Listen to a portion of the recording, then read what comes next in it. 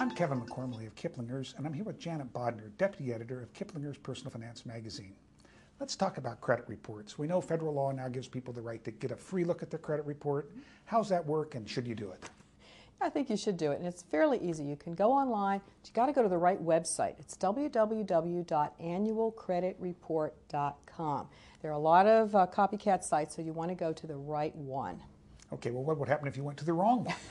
Well, they might try to sell you something. You might not get your free credit report. They try to sell you a lot of things that you really don't need because they're trying to copycat off the real site. Okay, so when you get to the right site, what do you do? How do you get your report? Well, one of the things you're going to have to do is identify yourself. Make sure that you really are the person you say you are. You may actually get asked some questions about your own credit, your mortgage payment, for example, or your car loan. So you may need to have some of that material on hand so you can answer the questions.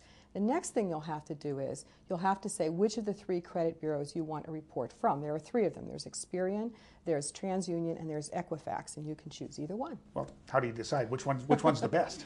None of them is the best. They all do the same thing. They might have little bells and whistles that are different, but the neat thing about this is that you can ask for one at a time, and you can spread your requests out throughout the year so that you can get a new credit report every 4 months or so, and you can kind of keep track of your credit history throughout the year. Okay, Janet, I've got my report. What am I supposed to look for? What are the red flags? Mistakes. That's what you're looking for. Anything as simple as your name is misspelled, or they have you confused with your father, or your address is wrong, to they have a credit account for you that you never opened.